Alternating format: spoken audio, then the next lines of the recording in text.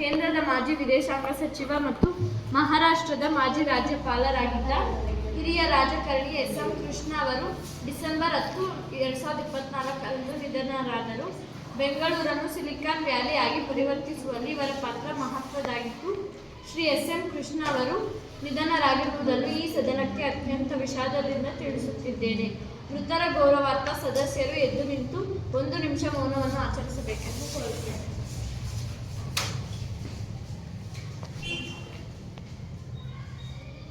ಮೌನಾಚರಣೆ ಪ್ರಾರಂಭ.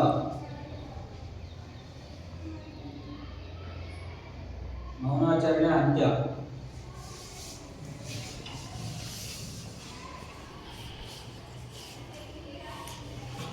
ಎಲ್ಲ ಸದಸ್ಯರು ಪ್ರಶ್ನೆಗಳನ್ನು ಸರಿಯಾಗಿ ಸೂಕ್ತವಾಗಿ ಕೇಳಬೇಕು. ಸರ್ಕಾರಕ್ಕೆ ಧಕ್ಕೆ ಬರುವಂತಹ ಪ್ರಶ್ನೆಗಳನ್ನು ಕೇಳಬಾರದು. ಪ್ರಶ್ನೆಗಳಿಗೆ ಸಂಬಂಧಪಟ್ಟ ಸಚಿವರು ಸರ್ಕಾರದ ಪರವಾಗಿ ಮುಖ್ಯಮಂತ್ರಿಗಳು ಪ್ರಶ್ನೆಗಳಿಗೆ ಉತ್ತರ ನೀಡಬೇಕು. ಚರ್ಚೆ ಆರೋಗ್ಯಕರವಾಗಿರಲಿ. ಸದನದ ಗೌರವ ಮತ್ತು ಗೌಪ್ಯತೆಯನ್ನು ಕೋರುತ್ತಾ ಎಲ್ಲ ಸದಸ್ಯರು ನೀತಿ ನಿಯಮಗಳನ್ನು ಗಮನದಲ್ಲಿಟ್ಟುಕೊಂಡು ಪ್ರಶ್ನೆಗಳನ್ನು ಕೇಳಲು ಕೋರಿದೆ. ಚುಕ್ಕೆ ಗುರುತಿನ ಪ್ರಶ್ನೆಗಳು. ಚುಕ್ಕೆ ಗುರುತಿನ ಪ್ರಶ್ನೆ ಸಂಖ್ಯೆ 1. ತಸ್ಲೀಂ. ಮಾನ್ಯ ಸಭಾಪತಿಗಳೇ, ಹಲವಾರು ಗ್ರಾಮಗಳಲ್ಲಿ ರಸ್ತೆಗಳ ಕೊರತೆ ಇದೆ. ನಮ್ಮ ಸರ್ಕಾರ ಅಧಿಕಾರಕ್ಕೆ ಬಂದ ಮೇಲೆ ಹಲವಾರು ರಾಷ್ಟ್ರೀಯ ಹೆದ್ದಾರಿಗಳಿದ್ದವು. ಈಗ ಎಲ್ಲ ರಾಷ್ಟ್ರೀಯ ಹೆದ್ದಾರಿಗಳನ್ನು ಕಿತ್ತಿ ಹೊಸ ರಸ್ತೆ ನಿರ್ಮಾಣಕ್ಕಾಗಿ ಹಲವು ಮಂದಿಗಳು ಸಾಯುತ್ತಿದ್ದಾರೆ. ಇದಕ್ಕಾಗಿ ನಿಮ್ಮ ಅಭಿಪ್ರಾಯವೇನು? ಮಾನ್ಯ ಸಭಾಪತಿಗಳೇ, ಹೌದು, ನಾವು ರಸ್ತೆಗಳ ಮರು ನಿರ್ಮಾಣ ಮಾಡುತ್ತಿದ್ದೇವೆ. ಆದರೆ ನಾಡಿನ ಜನತೆಗೋಸ್ಕರ ನಾವು ರಸ್ತೆಗಳನ್ನು ಮರು ನಿರ್ಮಾಣ ಮಾಡುತ್ತಿದ್ದೇವೆ. ಆದರೆ ಜನರ ಪ್ರಾಣ ಯಾವುದೇ ಕಾರಣಕ್ಕೂ ಹೋಗಿಲ್ಲ ಎನ್ನುವುದು ನನ್ನ ಉತ್ತರವಾಗಿದೆ. ಮಾನ್ಯ ಸಭಾಪತಿಗಳೇ, ಇತ್ತೀಚೆಗೆ ನಾನು ನ್ಯೂಸ್ ಪೇಪರ್ನಲ್ಲಿ ನೋಡುತ್ತಿರುವ ಹಾಗೆ ಬೆಂಗಳೂರು ನಗರದಲ್ಲಿ ಒಂದೇ ದಿನಕ್ಕೆ 100ರಿಂದ 200 ಜನರ ಪ್ರಾಣ ರಸ್ತೆಗಳ ಗುಂಡಿಗಳಿಂದ ಸಾಯುತ್ತಿದ್ದಾರೆ. ಇದಕ್ಕಾಗಿ ನೀವು ಏನು ಕ್ರಮವನ್ನು ಕೈಗೊಳ್ಳುತ್ತಿದ್ದೀರಾ? ಮಾನ್ಯ ಸಭಾಪತಿಗಳೇ, ಇಲ್ಲ, ಇದು ಸುಳ್ಳು ಸುದ್ದಿ. ನಮ್ಮ ಸರ್ಕಾರ ಜಾರಿಗೆ ಬಂದ ಮೇಲೆ ನಾವು ಎಲ್ಲ ಗುಂಡಿಗಳನ್ನು ಮುಚ್ಚಿದ್ದೇವೆ. ನಮ್ಮ ಸರ್ಕಾರ 2012ರಲ್ಲಿ ಜಾರಿಗೆ ಬಂದಿತ್ತು. ಅಲ್ಲಿಯವರೆಗಿಂತ ಯಾವ ಅಪಘಾತನೂ ಆಗಿಲ್ಲ. ಒಂದು ವೇಳೆ ಅಪಘಾತವಾಗಿದ್ದರೆ ಅದು ಚಾಲಕರ ನಿರ್ಲಕ್ಷ್ಯತೆಯಿಂದಾಗಿರುತ್ತದೆ. ಮಾನ್ಯ ಸಭಾಪತಿಗಳೇ, ಹಾಗಾದರೆ ಇವರು ಗುಂಡಿಗಳನ್ನು ಮುಚ್ಚುವುದಕ್ಕಾಗಿ ಏನು ಕ್ರಮಗಳನ್ನು ಕೈಗೊಳ್ಳುತ್ತಿದ್ದೀರಾ? ಇಲ್ಲಿಯವರೆಗೆ ಎಷ್ಟು ಗುಂಡಿಗಳನ್ನು ಮುಚ್ಚಿದ್ದೀರಾ? ನನಗೆ ಫೋಟೋ ಸಮೇತ ಮಾಹಿತಿ ತಿಳಿಸಿ.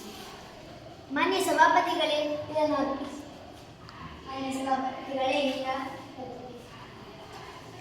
ನಾವು ಬೆಂಗಳೂರಿನಲ್ಲಿ ಇವೆಲ್ಲ ಗುಂಡಿಗಳನ್ನು ಮುಚ್ಚಿದ್ದೇವೆ ಸಭಾಪತಿಗಳೇ. ಮಾನ್ಯ ಸಭಾಪತಿಗಳೇ, ಇದು ಒಂದು ವಾರ್ಡ್ ಮಾತ್ರ, ಇನ್ನ 100 ಗುಂಡಿಗಳಿದೆ. ಇದನ್ನೆಲ್ಲ ಮುಚ್ಚಿಸಲೇಬೇಕು. ಎಲ್ಲ ಗುಂಡಿಗಳನ್ನ ಮುಚ್ಚಿಸಲೇಬೇಕು.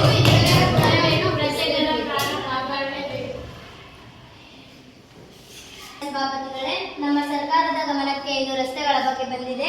ಹಾಗಾದರೆ ನಾವು ಎಲ್ಲ ರಾಷ್ಟ್ರೀಯ ಹೆದ್ದಾರಿಗಳನ್ನು ಮರುಕಲ್ಪನೆ ಯಾಕೆ ಮಾಡ್ತಾ ಇದ್ದೀವಿ ಅಂದರೆ ನಮ್ಮ ನಾಡಿನ ಜನತೆಗೋಸ್ಕರನೇ ಮಾಡ್ತಾ ಇರೋದು. ಇವಾಗ ಅವ್ರ ಸರ್ಕಾರಕ್ಕೆ ಬಂದಮೇಲೆ ರಸ್ತೆಗಳೆಲ್ಲ ತುಂಬ ಒಂಥರ ಆಗೋಗಿತ್ತು. ರಸ್ತೆಗಳೆಲ್ಲ ಮಧ್ಯಗಳಲ್ಲಿ ಗಡ್ಡೆ ಎಲ್ಲ ಬಿದ್ದೋಗಿತ್ತು. ಅದನ್ನೆಲ್ಲ ನಾವು ಮರುಕಲ್ಪನೆ ಎಲ್ಲ ಮುಚ್ಚಿಸಿ ನೀಟಾಗಿ ಒಂದು ರಾಷ್ಟ್ರೀಯ ಹೆದ್ದಾರಿ ಹೈವೇ, ಒಂದು ಸ್ಟೇಟ್ ಟು ಸ್ಟೇಟ್ ಹೈವೇ ಮಾಡ್ತಾ ಇರೋದು ನಾವು ಪ್ರಜೆಗಳನ್ನು ಗಮನದಲ್ಲಿಟ್ಟು ನಾವು ಈ ಕೆಲಸ ಮಾಡ್ತಾ ಇರೋದು. ಸಭಾಪತಿಗಳೇ, ಹಾಗಾದರೆ ಅಪಘಾತಗಳನ್ನು ತಡೆಗಟ್ಟಲು ನಿಮ್ಮ ಸರ್ಕಾರ ಏನೇನು ಕ್ರಮಗಳನ್ನು ಕೈಗೊಳ್ಳುತ್ತಿದೆ? ಮಾನ್ಯ ಸಭಾಪತಿಗಳೇ, ಹೆಲ್ಮೆಟ್ ಅನ್ನು ಕಡ್ಡಾಯವಾಗಿ ಧರಿಸಬೇಕು. ಕಾರ್ಗಳಲ್ಲಿ ಸೀಟ್ ಬೆಲ್ಟ್ ಅನ್ನು ಧರಿಸಬೇಕು. ಫೋನ್ನಲ್ಲಿ ಮಾತಾಡಿಕೊಂಡು ವಾಹನವನ್ನು ಚಲಿಸಬಾರದು. ಡೋಂಟ್ ಡ್ರಿಂಕ್ ಆ್ಯಂಡ್ ಡ್ರೈವ್ ಎಂಬ ಕಾನೂನನ್ನು ಮಾಡಿದ್ದೇವೆ. ಡ್ರಿಂಕ್ ಮಾಡಿ ವಾಹನವನ್ನು ಚಲಿಸಿದ್ದಲ್ಲಿ 2,000 ರೂಗಳನ್ನು ದಂಡಿಸಲಾಗಿದೆ. 3 ಮಂದಿಗಳು ಒಂದೇ ವಾಹನದಲ್ಲಿ ಚಲಿಸಬಾರದು. ಮಾನ್ಯ ಸಭಾಪತಿಗಳೇ, ನಮ್ಮ ಜಿಲ್ಲೆಯಲ್ಲಿ ಹಲವಾರು ಸರ್ಕಾರಿ ಶಾಲೆಗಳಲ್ಲಿ ಶಿಕ್ಷಕರ ಕೊರತೆ ಇದೆ. ವಿದ್ಯಾರ್ಥಿಗಳ ಕಲಿಕೆಗೆ ಸಮಸ್ಯೆ ಉಂಟಾಗಿದೆ. ಇದು ನಿಮ್ಮ ಗಮನಕ್ಕೆ ಬಂದಿದೆಯೇ? ಮಾನ್ಯ ಸಭಾಪತಿಗಳೇ, ಹೌದು, ಇದು ನಮ್ಮ ಗಮನಕ್ಕೆ ಬಂದಿದೆ. ಅದನ್ನು ನಾವು ಪರಿಶೀಲಿಸುತ್ತೇವೆ. ಮಾನ್ಯ ಸಭಾಪತಿಗಳೇ, ಬಂದಿದ್ದಲ್ಲಿ ಇದಕ್ಕೆ ಯಾವ ಕ್ರಮಗಳನ್ನು ಕೈಗೊಂಡಿದ್ದೀರಿ? ಮಾನ್ಯ ಸಭಾಪತಿಗಳೇ, ಇವರು ಹೇಳ್ತಾ ಇದ್ದಾರೆ ಶಿಕ್ಷಕರ ಕೊರತೆ ಇದೆ ಅಂತ. ಹಾಗೇನೂ ಇಲ್ಲ. ನಾವು ಸರ್ಕಾರಿ ಶಾಲೆಗಳಲ್ಲಿ ಶಿಕ್ಷಕರಿಗೆ ಕೌನ್ಸಿಲಿಂಗ್ ಮುಖಾಂತರ ಶಿಕ್ಷಕರನ್ನು ನೇಮಕ ಮಾಡಿದ್ದೇವೆ. ಕೆಲವೊಂದು ಶಾಲೆಗಳಲ್ಲಿ ಮಾತ್ರ ಶಿಕ್ಷಕರ ಕೊರತೆ ಇದೆ. ಆದರೂ ನಾವು ಅತಿಥಿ ಶಿಕ್ಷಕರಾಗಿ ನೇಮಕ ಮಾಡಿದ್ದೇವೆ. ವಿದ್ಯಾರ್ಥಿಗಳು ಚೆನ್ನಾಗಿ ವಿದ್ಯಾಭ್ಯಾಸ ಮಾಡುತ್ತಿದ್ದಾರೆ. ಹಾಗಾದರೆ SSLC ಮಕ್ಕಳ ಫಲಿತಾಂಶ ಕಡಿಮೆ ಬಂದಿದೆ ಏಕೆ? ಮಾನ್ಯ ಸಭಾಪತಿಗಳೇ, ವಿದ್ಯಾರ್ಥಿಗಳ ಪ್ರಭಾವ ಕಡಿಮೆ ಇದೆ. ಫಲಿತಾಂಶ ಕಡಿಮೆ ಬರಲು ಆದರೂ ನಮ್ಮ ಶಿಕ್ಷಕರು ಬೆಳಿಗ್ಗೆ ಸಂಜೆ ಶನಿವಾರ ಭಾನುವಾರ ಇವತ್ತು ವಿಶೇಷ ತರಗತಿಯನ್ನು ಇಟ್ಟುಕೊಂಡು ಓದಿಸುತ್ತಿದ್ದಾರೆ. ಆದರೆ ವಿದ್ಯಾರ್ಥಿಗಳು ಅದನ್ನು ಕಾಳಜಿ ವಹಿಸುತ್ತಿಲ್ಲ. ಆದ್ದರಿಂದ ಫಲಿತಾಂಶ ಕಡಿಮೆ ಬರುತ್ತಿದೆ. ಮಾನ್ಯ ಸಭಾಪತಿಗಳೇ, ಇಲ್ಲ ಸುಳ್ಳು ಮಾಹಿತಿ. ಸರ್ಕಾರ ಬಂದಾಗಿಂದ ಒಬ್ಬ ಶಿಕ್ಷಕರನ್ನು ನೇಮಕಾತಿ ಮಾಡಿಲ್ಲ. ಮಾನ್ಯ ಸಭಾಪತಿಗಳೇ, ಇಲ್ಲ, ನಾವು ಅಧಿಕಾರಕ್ಕೆ ಬಂದ ಮೇಲೆ ಶಿಕ್ಷಕರ ಹುದ್ದೆಗಳು ಖಾಲಿ ಇದ್ದಾವೆ. ಮಕ್ಕಳಿಗೆ ಶಿಕ್ಷಣ ಕೊಡುವುದಕ್ಕೆ ಅತಿಥಿ ಶಿಕ್ಷಕರನ್ನು ನೇಮಕ ಮಾಡಿದ್ದೇವೆ. ಮಾನ್ಯ ಸಭಾಪತಿಗಳೇ, ಎಷ್ಟು ಜನ ಅತಿಥಿ ಶಿಕ್ಷಕರನ್ನು ನೇಮಕ ಮಾಡಿದ್ದೀರಿ? ಮಾನ್ಯ ಸಭಾಪತಿಗಳೇ, ನಾವು ಶಾಲಾವಾರು ಖಾಲಿ ಹುದ್ದೆಗಳನ್ನು ಪಟ್ಟಿಯನ್ನು ಪಡೆದುಕೊಂಡು ಅತಿಥಿ ಶಿಕ್ಷಕರನ್ನು ನೀಡಿದ್ದಾರೆ. ಅವರಿಗೆಲ್ಲರಿಗೂ ಮಕ್ಕಳಿಗೆ ಪಾಠ ಮಾಡಿ SSLC ಫಲಿತಾಂಶ ಹೆಚ್ಚಿಸಲು ಭಾನುವಾರ ಶನಿವಾರ ವಿಶೇಷ ತರಗತಿಗಳನ್ನು ತೆಗೆದುಕೊಂಡು ಶ್ರಮಿಸುತ್ತಿದ್ದಾರೆ. ಮಾನ್ಯ ಸಭಾಪತಿಗಳೇ, ಇಂದಿನ ಮಕ್ಕಳೇ ಮುಂದಿನ ಪ್ರಜೆಗಳು. ನಾವು ನಮ್ಮ ಮಕ್ಕಳಿಗೆ ನಾವು ನಮ್ಮ ಗಮನದಲ್ಲಿ ಇಟ್ಟುಕೊಂಡು ಮಕ್ಕಳಿಗೋಸ್ಕರ ನಾವು ಹೊಸ LBA ನೋಟ್ಸ್ ಅನ್ನು ವಿತರಣೆ ಮಾಡ್ತಾ ಇದ್ದೀವಿ. LBA ಅಂದರೆ ಲೆಸನ್ ಬೇಸ್ಡ್ ಅಸೆಸ್ಮೆಂಟ್. LBA ಎಂತಕ್ಕೆ ಮಾಡಿದ್ದೀವಿ ಅಂದರೆ ಯಾವುದೇ ಹಿಂದುಳಿದ ಮಕ್ಕಳು ಎಲ್ಲರೂ ಮುಂದೆ ಬರಬೇಕು, ಫೇಲ್ ಯಾರೂ ಆಗಬಾರ್ದು ಅಂತ ಹೇಳ್ಬಿಟ್ಟು LBA ಇರೋದ್ರನ್ನೇ ನಾವು ಹೆಚ್ಚು ಸರ್ಕಾರಿ ಶಾಲೆಗಳಲ್ಲೇ ಆಗಿರ್ಬೋದು, ಖಾಸಗಿ ಶಾಲೆಗಳಲ್ಲೇ ಆಗಿರ್ಬೋದು, ಎಲ್ಲ ಶಿಕ್ಷಕರನ್ನು LBAನ ಟ್ರಸ್ಟೆಡ್ ಮಾಡಿಸ್ಬಿಟ್ಟು ಓದಿಸಿ ಅಂತ ಎಲ್ಲ ನಾವು ಹೇಳ್ತಾ ಇದ್ದೀವಿ. ಮಕ್ಕಳನ್ನು ನಾವು ಗಮನದಲ್ಲಿಟ್ಟುಕೊಂಡು ಶಿಕ್ಷಕರನ್ನು ನೇಮಕ ಮಾಡಿದ್ದೀವಿ. ಒಂದು ವೇಳೆ ಶಿಕ್ಷಕರ ಕೊರತೆ ಇದ್ದಲ್ಲಿ ಅದನ್ನು ನಾವು ಶಿಕ್ಷಕರನ್ನು ಹೊಸ ಅತಿಥಿ ಶಿಕ್ಷಕರನ್ನಾಗಿಯೇ ನೇಮಕ ಮಾಡುತ್ತೀವಿ. ಇದು ನಮ್ಮ ಸರ್ಕಾರದ ಪರವಾಗಿ ನನ್ನ ಭರವಸೆ. ನವ್ಯಶ್ರೀ HM. ಮಾನ್ಯ ಸಭಾಪತಿಗಳೇ, ನನ್ನ ಪ್ರಶ್ನೆ ನೇರವಾಗಿ ಶಿಕ್ಷಣ ಮಂತ್ರಿಗಳಿಗೆ. ಶಿಕ್ಷಣ ಸಚಿವರೇ, 1ರಿಂದ 10ನೇ ತರಗತಿ ಮಕ್ಕಳಿಗೆ ನೀವು ಕಂಪ್ಯೂಟರ್ ಶಿಕ್ಷಣವನ್ನು ಒದಗಿಸಿದ್ದೀರಾ? ಮಾನ್ಯ ಸಭಾಪತಿಗಳೇ, ಹೌದು. ಸರ್ಕಾರಿ ಶಾಲೆಗಳಲ್ಲಿ 1ರಿಂದ 10ನೇ ತರಗತಿಯವರೆಗೂ ವಿದ್ಯಾರ್ಥಿಗಳಿಗೆ ಕಂಪ್ಯೂಟರ್ಗಳನ್ನು ನೀಡಲಾಗಿದೆ. ಕಂಪ್ಯೂಟರ್ ಶಿಕ್ಷಣವನ್ನು ಒದಗಿಸುತ್ತಿದ್ದೇವೆ. ಮಾನ್ಯ ಸಭಾಪತಿಗಳೇ, ಹಾಗಾದರೆ ಪ್ರತಿ ಶಾಲೆಗಳಿಗೆ ಎಷ್ಟು ಕಂಪ್ಯೂಟರ್ ಶಿಕ್ಷಣವನ್ನು ಕೊಟ್ಟಿದ್ದೀರಿ? ಮಾನ್ಯ ಸಭಾಪತಿಗಳೇ, ಒಂದು ಶಾಲೆಗೆ 20ರಿಂದ 30ರವರೆಗೆ ಕಂಪ್ಯೂಟರ್ಗಳನ್ನು ನೀಡಲಾಗಿದೆ. ಮಾನ್ಯ ಸಭಾಪತಿಗಳೇ, ನಾನು ಚಿಕ್ಕಬಳ್ಳಾಪುರ ತಾಲೂಕಿನಲ್ಲಿ MLA ಆಗಿದ್ದೇನೆ. ನಾನು ಸ್ವಲ್ಪ ಶಾಲೆಗಳಿಗೆ ಭೇಟಿ ನೀಡಿ ಪರಿಶೀಲಿಸಿದಾಗ ನಮ್ಮ ಚಿಕ್ಕಬಳ್ಳಾಪುರದ ಸರ್ಕಾರಿ ಬಾಲಕಿಯರ ಪ್ರೌಢಶಾಲೆಯಲ್ಲಿ ಕೇವಲ 10 ಕಂಪ್ಯೂಟರ್ ಮಾತ್ರ ನೀವು ನೀಡಿದ್ದೀರಿ. ಇದಕ್ಕೆ ನಿಮ್ಮ ಅಭಿಪ್ರಾಯವೇ? ಮಾನ್ಯ ಸಭಾಪತಿಗಳೇ, ನಿಮ್ಮ ಶಾಲೆ ಪ್ರಾರಂಭವಾದಾಗ ವಿದ್ಯಾರ್ಥಿಗಳ ಸಂಖ್ಯೆ ಕಡಿಮೆ ಇತ್ತು. ಆದ್ದರಿಂದ ನಿಮ್ಮ ಶಾಲೆಯಲ್ಲಿ ಕಂಪ್ಯೂಟರ್ಗಳ ಸಂಖ್ಯೆ ಕಡಿಮೆ ಇದೆ. ಮಾನ್ಯ ಸಭಾಪತಿಗಳೇ, ಹಾಗಾದರೆ ಈಗ ಮಕ್ಕಳ ಸಂಖ್ಯೆ ಜಾಸ್ತಿ ಇದೆ ಅಲ್ವಾ? ಆದರೂ ಇನ್ನೂ ನೀವು ಯಾಕೆ ಕಂಪ್ಯೂಟರನ್ನು ಒದಗಿಸಿಲ್ಲ? ಮಾನ್ಯ ಸಭಾಪತಿಗಳೇ, ಅದು ನಮ್ಮ ಗಮನಕ್ಕೆ ಬಂದಿದೆ. ಆಕ್ಷನ್ ಪ್ಲಾನ್ ಆಯಾ ಶಾಲೆಗೆ ಅನುಗುಣವಾಗಿ ವಿದ್ಯಾರ್ಥಿಗಳಿಗೆ ಅನುಗುಣವಾಗಿ ಇಬ್ಬಿಬ್ಬರಿಗೆ ಒಂದು ಕಂಪ್ಯೂಟರ್ ಕೊಟ್ಟು ಕಂಪ್ಯೂಟರ್ ಶಿಕ್ಷಣ ನೀಡಲಾಗಿದೆ. ಮಾನ್ಯ ಸಭಾಪತಿಗಳೇ, ಹಾಗಾದರೆ ಈ ವರ್ಷ ನೀವು ಎಷ್ಟು ಶಾಲೆಗಳಿಗೆ ಎಷ್ಟು ಕಂಪ್ಯೂಟರ್ ನೀಡಿದ್ದೀರಿ? ಮಾನ್ಯ ಸಭಾಪತಿಗಳೇ, ಶಿಡ್ಲಘಟ್ಟ ತಾಲೂಕಿಗೆ 20, ಮಂಚನಹಳ್ಳಿ ಶಾಲೆಗೆ 15, ಗುಡಿಬಂಡೆ ಶಾಲೆಗೆ 10, ಬಾಗೇಪಲ್ಲಿ ಶಾಲೆಗೆ 10, ಬೆಳಗಾವಿ ಜಿಲ್ಲೆಗೆ 10, ಒಟ್ಟು 1500 ಕಂಪ್ಯೂಟರ್ಗಳು ಶಾಲೆಗೆ ನೀಡಲಾಗಿದೆ. ಮಾನ್ಯ ಸಭಾಪತಿಗಳೇ, ಪ್ರತಿ ಶಾಲೆಗೆ ಕಂಪ್ಯೂಟರ್ ಶಿಕ್ಷಣ ನೀಡಲು ಕಂಪ್ಯೂಟರ್ ಶಿಕ್ಷಕರನ್ನು ನೇಮಿಸಿದ್ದೀರಾ? ಮಾನ್ಯ ಸಭಾಪತಿಗಳೇ, ಹೌದು. ಪ್ರತಿ ಶಾಲೆಗೆ ಕಂಪ್ಯೂಟರ್ ಶಿಕ್ಷಣ ನೀಡಲು ಕಂಪ್ಯೂಟರ್ ಶಿಕ್ಷಕರನ್ನು ನೇಮಕ ಮಾಡಿದ್ದೇವೆ. ಮಾನ್ಯ ಸಭಾಪತಿಗಳೇ, ನೀವು ಕಂಪ್ಯೂಟರ್ ಶಿಕ್ಷಣವನ್ನು ಒದಗಿಸಲು ಎಷ್ಟು ಖರ್ಚನ್ನು ನಿರ್ವಹಿಸಿದ್ದೀರಿ? ಮಾನ್ಯ ಸಭಾಪತಿಗಳೇ, ಅವರು ಹೇಳಿದ ಹಾಗೆ ನಾವು ಒಂದು ಜಿಲ್ಲೆಗೆ 1 ಲಕ್ಷ ಹೆಚ್ಚು ಖರ್ಚನ್ನು ವಹಿಸುತ್ತೀವಿ.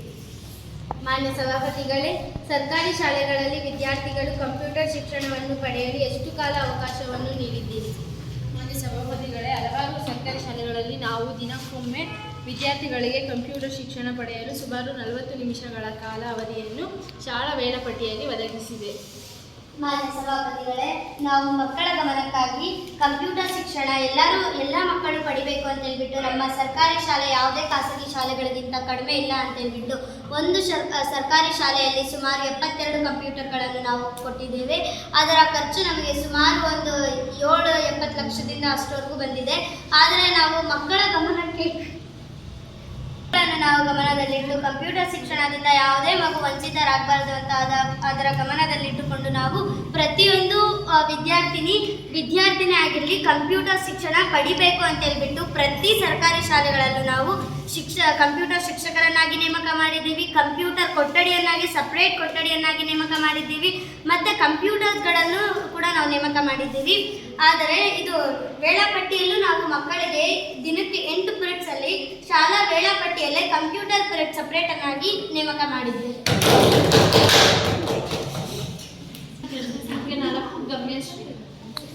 ಮಾನ್ಯ ಸಭಾಪತಿಗಳೇ, ನಮ್ಮ ಚಿಕ್ಕಬಳ್ಳಾಪುರ ಜಿಲ್ಲೆಯಲ್ಲಿ ಸರ್ಕಾರಿ ಶಾಲೆಗಳಿದ್ದು ಎಷ್ಟು ಶಾಲೆಗಳಲ್ಲಿ ಗ್ರಂಥಾಲಯಗಳನ್ನು ನಿರ್ಮಿಸಿಕೊಟ್ಟಿದ್ದೀರಾ? ಮಾನ್ಯ ಸಭೆಗಿಂತ ಹೆಚ್ಚು ಗ್ರಂಥಾಲಯಗಳನ್ನು ನಿರ್ಮಿಸಲಾಗಿದೆ.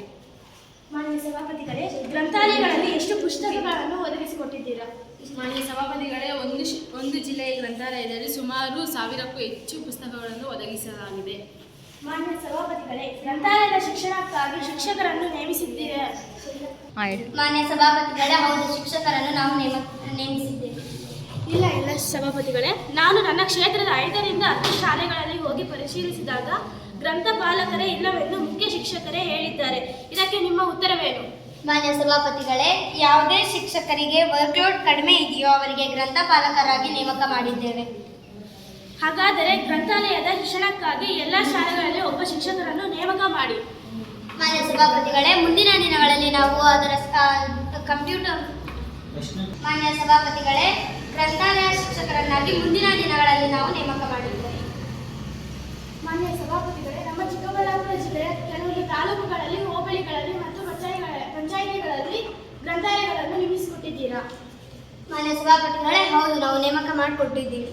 ಸ್ಥಾಪನೆ ಮಾಡಿದ್ದೀವಿ. ಮಾನ್ಯ ಸಭಾಪತಿಗಳೇ, ಹೌದು, ನಾವು ಸ್ಥಾಪನೆ ಮಾಡಿದ್ದೀವಿ. ಮಾನ್ಯ ಸಭಾಪತಿಗಳೇ, ನಾವು ಪರಿಶೀಲಿಸಿದಂತೆ ಕೆಲವೊಂದು ಸಾರ್ವಜನಿಕ ಗ್ರಂಥಾಲಯಗಳಲ್ಲಿ ದಾರಿ ಹೋಗರು ತಮ್ಮ ಸಮಯವನ್ನು ಕಳೆಯಲು ಗ್ರಂಥಾಲಯಕ್ಕೆ ಬಂದು ಧೂಮಪಾನ ಮಾಡುತ್ತಿದ್ದಾರೆ. ಇದರಿಂದ ಅಲ್ಲಿರುವ ಜನರಿಗೆ ತೊಂದರೆಯಾಗುತ್ತಿದೆ. ಮುಖ್ಯವಾಗಿ ಹೆಣ್ಣು ಮಕ್ಕಳಿಗೆ ತೊಂದರೆಯಾಗುತ್ತಿದೆ. ಇದಕ್ಕೆ ನೀವು ಕೈಗೊಳ್ಳುವ ಕ್ರಮಗಳೇನು? ಮಾನ್ಯ ಸಭಾಪತಿಗಳೇ, ಸಾರ್ವಜನಿಕರ ಗಮನಕ್ಕೆ ಇಟ್ಟುಕೊಂಡು ನಾವು ಮಹಿಳೆಯರಿಗೆ ಸಪ್ರೇಟ್ ಲೈಬ್ರರಿ ಮತ್ತು ಗಂಡಸರಿಗೆ ಸಪ್ರೇಟ್ ಗ್ರಂಥಾಲಯವನ್ನು ಸ್ಥಾಪಿಸಿದ್ದೇವೆ. ಯಾರೇ ಅಲ್ಲಿ ಹಾಕಿದ್ದೀವಿ, ನಾವು ಧೂಮಪಾನ ನಿಷೇಧಿಸಿದೆ, ಮದ್ಯಪಾನ ನಿಷೇಧಿಸಿದೆ ಅಂತ ಎಂಟ್ರೆನ್ಸಲ್ಲೇ ಹಾಕಿದ್ದೀವಿ. ಆದರೂ ಯಾರು ಅಲ್ಲಿ ಹೋಗ್ಬಿಟ್ಟು ಏನು ಮದ್ಯಪಾನನೂ ಸೇವನೆ ಮಾಡ್ತಾ ಇಲ್ಲ ಮತ್ತು ಧೂಮಪಾನನೂ ಸೇವನೆ ಮಾಡ್ತಾ ಇಲ್ಲ. ಇದು ನಮ್ಮ ಸಾರ್ವಜನಿಕರ ಬಗ್ಗೆನೇ ನಾವು ಅರಿವಿಟ್ಟು ಎರಡು ಲೈಬ್ರರಿಗಳನ್ನ ಸಪ್ರೇಟ್ ಮಾಡಿ ಅವರಿಗೆ ಶಿಕ್ಷಣವನ್ನು ಕೊಡ್ತಾ ಇದ್ದೀವಿ.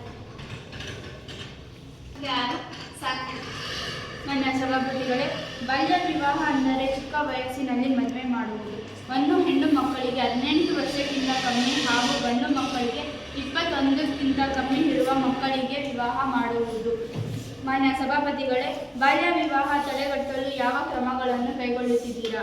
ಮಾನ್ಯ ಸಭಾಪತಿಗಳೇ, ಬಾಲ್ಯ ವಿವಾಹದ ಬಗ್ಗೆ ಎಲ್ಲ ವಿದ್ಯಾರ್ಥಿಗಳಿಗೆ ಅರಿವು ಮೂಡಿಸುವುದು ಒಂದು ಕ್ರಮನೇ. ಮತ್ತೆ ಅದು ಬಾಲ್ಯ ವಿವಾಹ ಎಲ್ಲೇ ಕಂಡು ಬಂದಲ್ಲಿ ಅವರಿಗೆ ಶಿಕ್ಷಾರ್ಥವನ್ನು ಕೊಡುವುದು ಕ್ರಮನೇ. ಈ ಥರ ಎಲ್ಲ ಕ್ರಮಗಳನ್ನು ನಾವು ಕೈಗೊಳ್ತಾ ಇದ್ದೀವಿ. ಮಾನ್ಯ ಸಭಾಪತಿಗಳೇ, ಈಗಾಗಲೇ ಬಾಲ್ಯ ವಿವಾಹ ಮಾಡಿರುವ ಮಕ್ಕಳಿಗೆ ಯಾವ ನ್ಯಾಯವನ್ನು ಕೊಡುತ್ತಿದ್ದೀರಾ? ಮಾನ್ಯ ಸಭಾಪತಿಗಳೇ, ನ್ಯಾಯ ಅಂದರೆ ನಾವು ಅಲ್ಲಿ ಬಾಲ್ಯ ವಿವಾಹದಲ್ಲಿ ಪಾಲ್ಗೊಂಡ ಎಲ್ಲ ಅತಿಥಿಗಳಿಗೂ ಅರೆಸ್ಟ್ ಮಾಡ್ತಾ ಇದ್ದೀವಿ. ಮತ್ತು ಅದಕ್ಕೆ ಅವ್ರಿಗೆ ಫೋರ್ಸ್ ಮಾಡ್ತಾ ಇರೋ ಪೋಷಕರಿಗೂ ನಾವು ಅರೆಸ್ಟ್ ಮಾಡ್ತಾ ಇದ್ದೀವಿ. ಮತ್ತು ಇದು ಹೆಣ್ಣು ಮಕ್ಕಳಿಗೆ ನ್ಯಾಯ ಅಂದರೆ ಅವ್ರಿಗೆ ಹೆಣ್ಣು ಮಕ್ಕಳಿಗೆ ವಿದ್ಯಾಭ್ಯಾಸ ಮುಂದಿನ ಜೀವನದಲ್ಲಿ ಅವ್ರ ಭವಿಷ್ಯ ಉಜ್ವಲವಾಗಿ ಅಂತ ಹೇಳ್ಬಿಟ್ಟು ವಿದ್ಯಾಭ್ಯಾಸ ಅವ್ರಿಗೆ 18 ಒಳಗಿನ ಹೆಣ್ಣು ಮಕ್ಕಳಿಗೆ ನಾವು ಬಾಲಮಂದಿರದಲ್ಲಿಟ್ಟು ಅವ್ರಿಗೆ ವಿದ್ಯಾಭ್ಯಾಸವನ್ನು ಕೊಡ್ತಾ ಇದ್ದೀವಿ. ಈ ಥರ ಬಾಲ್ಯ ವಿವಾಹ ಕಂಡು ಬಂದಲ್ಲಿ ನಾವು ನಮ್ಮ ಪೊಲೀಸ್ ಅಧಿಕಾರಿಗಳು ಪ್ರತಿ ಸರ್ಕಾರಿ ಶಾಲೆ ಆಗಿರ್ಬೋದು, ಖಾಸಗಿ ಶಾಲೆ ಆಗಿರ್ಬೋದು, ಖಾಸಗಿ ಶಾಲೆ, ಸರ್ಕಾರಿ ಶಾಲೆಗಳಲ್ಲಿ ಹೋಗಿ ಬಾಲ್ಯ ವಿವಾಹದ ಬಗ್ಗೆ ಅರಿವು ಮೂಡಿಸ್ತಾ ಇದ್ದಾರೆ. ಮತ್ತೆ ಪ್ರತಿ ಮನೆಗೆ ಹೋಗ್ಬಿಟ್ಟು ಬಾಲ್ಯ ವಿವಾಹದ ಬಗ್ಗೆ ಅರಿವು ಮೂಡಿಸ್ತಾ ಇದ್ದಾರೆ. ಕಂಡು ಬಂದಲ್ಲಿ 1098ಗೆ ಫೋನ್ ಮಾಡಿ ಅಲ್ಲಿಂದ ಮಾಹಿತಿಯನ್ನು ಪಡ್ತಾ ಇದ್ದಾರೆ. ತಕ್ಷಣ 1098 ಫೋನ್ ಮಾಡಿದ್ರೆ ಅವ್ರು ಬಂದು ಅದನ್ನ ತಡೆಗಟ್ತಾರೆ. ಮಾನ್ಯ ಸಭಾಪತಿಗಳೇ, ಆದರೆ ಇನ್ನು ನಮ್ಮ ಚಿಕ್ಕಬಳ್ಳಾಪುರ ಜಿಲ್ಲೆಯಲ್ಲಿ ಒಂದು ದಿನಕ್ಕೆ 4 ಅಥವಾ 5 ಬಾಲ್ಯ ವಿವಾಹ ಆಗುತ್ತಿದೆ. ಇದಕ್ಕೆ ನಿಮ್ಮ ಅಭಿಪ್ರಾಯವೇನು? ಮಾನ್ಯ ಸಭಾಪತಿಗಳೇ, ಹೌದು, ನಮ್ಮ ಗಮನಕ್ಕೆ ಬಂದಿದೆ. ಚಿಕ್ಕಬಳ್ಳಾಪುರ ಜಿಲ್ಲೆಯಲ್ಲಿ ಇತ್ತೀಚೆಗೆ ಅಧಿಕವಾಗಿ ಬಾಲ್ಯ ವಿವಾಹ ಕಂಡು ಬರ್ತಾ ಇದೆ. ಇದನ್ನು ತಡೆಗಟ್ಟಲು ನಮ್ಮ ಸರ್ಕಾರದ ಪರವಾಗಿ ಇದನ್ನು ತಡೆಗಟ್ತೀವಿ. ಪ್ರಶ್ನೆ ಸಂಖ್ಯೆ 6 ಹರ್ಷಿತಾ. ಮಾನ್ಯ ಸಭಾಪತಿಗಳೇ, ಹಲವಾರು ಗ್ರಾಮಗಳಲ್ಲಿ ಕುಡಿಯುವ ನೀರಿನ ಸಮಸ್ಯೆ ಕಂಡು ಬಂದಿದೆ. ಅದು ನಿಮ್ಮ ಗಮನಕ್ಕೆ ಬಂದಿದೆಯೇ? ಮಾನ್ಯ ಸಭಾಪತಿಗಳೇ, ಹೌದು, ನಮ್ಮ ಗಮನಕ್ಕೆ ಬಂದಿದೆ. ಅದನ್ನು ಪರಿಶೀಲಿಸುತ್ತೇವೆ.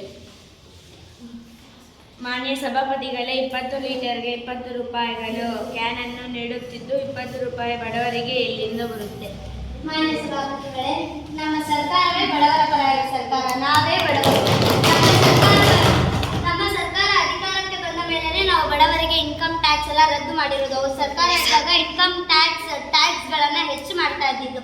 ನಾವು ಇದನ್ನೆಲ್ಲ ಗಮನದಲ್ಲಿಟ್ಟುಕೊಂಡು ಬಡವರಿಗೆ ಮಾತ್ರ ಸ್ಮಾರ್ಟ್ ಕಾರ್ಡನ್ನು ಕೊಟ್ಟು ಅವ್ರು ಹೋಗಿ ಅಲ್ಲಿ ಮಿಷನರಿ ಹತ್ರ ಅವ್ರು ನಿಂತ್ಕೊಂಡ್ರೆ ಉಚಿತವಾಗಿ ನೀರು ಬರ್ತಾ ಇದೆ. ಅದು ಸುಳ್ಳು ಮಾಹಿತಿ. ಅವ್ರು ಹೇಳ್ತಾ ಇರೋದು 20 ಲೀಟರ್ಗೆ 20 ರೂಪಾಯಿ. ಯಾರೇ ತಗೊಳ್ತಾರೆ ಈ ಥರ? ಮಾನ್ಯ ಸಭಾಪತಿಗಳೇ, ಮುಖ್ಯಮಂತ್ರಿ ಹೇಳಿದಂಗೆ ಅವರು ಸ್ಮಾರ್ಟ್ ಕಾರ್ಡ್ ಕೊಟ್ಟಿದ್ದಾರೆ ಅಂತ ಹೇಳ್ತಾ ಇದ್ದಾರೆ. ಅದು ಸ್ವಲ್ಪ ಜನಕ್ಕೆ ಮಾತ್ರ ನೀಡಿದ್ದಾರೆ, ಇನ್ನೂ ಸ್ವಲ್ಪ ಜನ ಏನು ಮಾಡಬೇಕು? ಮಾನ್ಯ ಸಭಾಪತಿಗಳೇ, ಇದು ನಮ್ಮ ಗಮನಕ್ಕೆ ಬಂದಿದೆ. ಸ್ವಲ್ಪ ಜನಕ್ಕೆ ನಾವು ಯಾವುದು ಕೊಟ್ಟೇ ಇಲ್ಲ. ಸ್ಮಾರ್ಟ್ ಕಾರ್ಡ್ ಕೊಟ್ಟಿದ್ರೆ ಆ ವಾರ್ಡ್ ಫುಲ್ ಕೊಡ್ತೀವಿ, ಇಲ್ಲ ಆ ಜಿಲ್ಲೆ ಫುಲ್ ಕೊಡ್ತೀವಿ. ಅಲ್ಲಿ ಒಂದು ಸ್ವಲ್ಪ ಏನು ಕೊಟ್ಟಿಲ್ಲ ಅಂತ ಪ್ರಾಬ್ಲಮ್ ಆಗ್ತಾ ಇದೆ ಅಂದರೆ ನಮ್ಮ ಅಧಿಕಾರಿಗಳು ಹೋಗ್ಬಿಟ್ಟು ಪರಿಶೀಲನೆ ಮಾಡಿಬಿಟ್ಟು ಅವ್ರಿಗೆ ಸ್ಮಾರ್ಟ್ ಕಾರ್ಡ್ ವಿತರಣೆ ಮಾಡಿ ಬರ್ತಾರೆ. ಮಾನ್ಯ ಸಭಾಪತಿಗಳೇ, ನಿಮ್ಮ ಕುಡಿಯುವ ನೀರಿನ ಘಟಕಕ್ಕೆ ನಾನು ಇವತ್ತು ಬೆಳಗ್ಗೆ 7 ಗಂಟೆಗೆ ಭೇಟಿ ನೀಡಿದ್ದೆ. ಅಲ್ಲಿ ಪ್ರತಿಯೊಬ್ಬರು 20 ರೂಪಾಯಿ ಕಾಯಿನನ್ನು ಹಿಡಿದುಕೊಂಡು ನಿಂತಿದ್ದರು. 20 ಲೀಟರ್ ನೀರಿಗೆ 20 ರೂಪಾಯಿ ದುಬಾರಿ ಅಲ್ಲವೇ? ಮಾನ್ಯ ಸಭಾಪತಿಗಳೇ, ಇದರ ಉತ್ತರ ನಾನು ಆಗಲೇ ಹೇಳಿದ್ದೀನಿ. ಆದರೆ ಇನ್ನೊಂದ್ಸತಿ ಹೇಳ್ತಾ ಇದ್ದೀನಿ, ಬಡವರ ಪರ ಸರ್ಕಾರ ನಮ್ಮದು. ನಾವು ಬಡವರಿಗೆ ಸ್ಮಾರ್ಟ್ ಕಾರ್ಡ್ ಉಚಿತವಾಗಿ ನೀರು ಬರಲು ಸ್ಮಾರ್ಟ್ ಕಾರ್ಡನ್ನು ಕೊಟ್ಟಿದ್ದೀವಿ. ಇದು ನಮ್ಮ ಸರ್ಕಾರದ ಪರವಾಗಿ ನನ್ನ ಭರವಸೆ. ಮಾನ್ಯ ಸಭಾಪತಿಗಳೇ, ಶಾಲೆಗಳಲ್ಲಿ ಮಕ್ಕಳಿಗೆ ಕುಡಿಯುವ ನೀರನ್ನು ಹೇಗೆ ಕೊಡುತ್ತಿದ್ದೀರಾ? ಮಾನ್ಯ ಸಭಾಪತಿಗಳೇ, ಶಾಲಾ ಮಕ್ಕಳಿಗೆ ನಾವು ಕುಡಿಯುವ ನೀರನ್ನು ಫಿಲ್ಟರ್ ಆಗಿ 2-3 ಟ್ಯಾಪ್ಸ್ ಒಂದು ಶಾಲೆಯಲ್ಲಿ ಕೊಡ್ತಾ ಇದ್ದೀವಿ. ದಿನನಿತ್ಯ ಮಕ್ಕಳು 1ರಿಂದ 7-8 ಲೀಟರ್ಸ್ ನೀರನ್ನು ಕೊಡ್ತಾ ಇದ್ದಾರೆ. ಸಂಖ್ಯೆ 7 ಗಮನಿಸಬೇಕು. ಮಾನ್ಯ ಸಭಾಪತಿ, ಇದೇ ಚಿಕ್ಕಬಳ್ಳಾಪುರ ಜಿಲ್ಲೆಯ ಕೆಲವೊಂದು ಗ್ರಾಮಗಳಲ್ಲಿ ಆಸ್ಪತ್ರೆಗಳು ಇಲ್ಲ. ಇದರಿಂದಾಗಿ ಗ್ರಾಮಗಳಲ್ಲಿನ ಜನರು ತುರ್ತು ಪರಿಸ್ಥಿತಿಯಲ್ಲಿ ಆರೋಗ್ಯ ಸಮಸ್ಯೆಯಾಗುತ್ತಿದೆ. ಜನರು ಎಲ್ಲಿಗೆ ಹೋಗಬೇಕು? ಇದರ ಬಗ್ಗೆ ಸರ್ಕಾರ ಏನನ್ನು ಕೈಗೊಳ್ಳುತ್ತದೆ? ಮಾನ್ಯ ಸಭಾಪತಿಗಳೇ, ನಾವು ಪ್ರತಿ ವಾರ್ಡ್ಗೂ ಒಂದು ಆಂಬುಲೆನ್ಸನ್ನು ನಿಲ್ಲಿಸಿದ್ದೀವಿ. ನೀವು ನೋಡಿಲ್ವೇನೋ, ಅಮ್ಮ ಆಂಬುಲೆನ್ಸ್ ಅಂತ ನಮ್ಮ ಶಾಸಕರು ಹೋಗ್ಬಿಟ್ಟು ಪ್ರತಿ ವಾರ್ಡ್ಗೆ ಪ್ರತಿ ಗ್ರಾಮಗಳಲ್ಲೂ ಅಮ್ಮ ಆಂಬುಲೆನ್ಸನ್ನು ನಿಲ್ಲಿಸಿದೆ. ತುರ್ತು ಪರಿಸ್ಥಿತಿಯಲ್ಲಿ ತುರ್ತು ಚಿಕಿತ್ಸೆ ಫಸ್ಟ್ ಏಡನ್ನು ಅಲ್ಲಿ ಹೋಗಿ ನೋಡಿದ್ರೆ ಅವ್ರು ಕೊಡ್ತಾ ಇದ್ದಾರೆ ಫಸ್ಟ್ ಏಡನ್ನು. ಇದು ಸುಳ್ಳು ಮಾಹಿತಿ ಸಭಾಪತಿಗಳೇ. ನಮ್ಮ ಕ್ಷೇತ್ರದಲ್ಲಿ ಶಿಡ್ಲಘಟ್ಟ ತಾಲೂಕಿನ ಕ್ಷೇತ್ರದಲ್ಲಿ ಒಂದು ಗ್ರಾಮದಲ್ಲಿ ಗ್ರಾಮ ಪಂಚಾಯತಿಯಲ್ಲಿ ಆಸ್ಪತ್ರೆಗಳಿಲ್ಲ. ಫೋನ್ ಮಾಡಿದ ತಕ್ಷಣಕ್ಕೆ ಆಂಬುಲೆನ್ಸ್ ಬರ್ತಿಲ್ಲ. ಮಾನ್ಯ ಸಭಾಪತಿಗಳೇ, ಇದು ಅವ್ರು ಅವಾಗಲೇ ಹೇಳ್ಬೇಕಾಗಿತ್ತು. ಶಿಡ್ಲಘಟ್ಟ ಅಂತ ಅವಾಗಲೇ ಹೇಳ್ಬೇಕಾಗಿತ್ತು. ಹೌದು, ಶಿಡ್ಲಘಟ್ಟದಲ್ಲಿ ಆಸ್ಪತ್ರೆಗಳ ಕೊರತೆ ಇದೆ. ಇದು ನಮ್ಮ ಗಮನಕ್ಕೆ ಬಂದಿದೆ. ಮುಂದಿನ ದಿನಗಳಲ್ಲಿ ನಾವು ಶಿಡ್ಲಘಟ್ಟ ತಾಲೂಕಿನಲ್ಲಿ ಆಸ್ಪತ್ರೆ ನಿರ್ಮಾಣ ಮಾಡಿಕೊಡ್ತೀವಿ. ಮಾನ್ಯ ಸಭಾಪತಿಗಳೇ, ಆದಷ್ಟು ಬೇಗ ನಿರ್ಮಿಸಿಕೊಡುವಂತೆ ನಾವು ಕೋರುತ್ತಿದ್ದೇವೆ. ಮಾನ್ಯ ಸಭಾಪತಿಗಳೇ, ಹೌದು, ಆದಷ್ಟು ಬೇಗನೆ ನಮ್ಮ ಸರ್ಕಾರದ ಪರವಾಗಿ ನಾವು ಶಿಡ್ಲಘಟ್ಟ ತಾಲೂಕಿನಲ್ಲಿ ಹೊಸ ಆಸ್ಪತ್ರೆ ಸ್ಥಾಪಿಸಿಕೊಡ್ತೀವಿ. ಎಲ್ಲ ಪ್ರಶ್ನೆಗಳಿಗೂ ಉತ್ತರ ಸಿಕ್ಕಿದೆ ಎಂದು ಭಾವಿಸುತ್ತಿದ್ದೇನೆ. ಇಂದಿನ ಕಾರ್ಯಕಲಾಪಗಳು ಮುಗಿದಿವೆ. ನಾಳೆ ಪೂರ್ವಾಹ್ನ 11 ಗಂಟೆಗೆ ಸೇರಲಾಗುವುದು.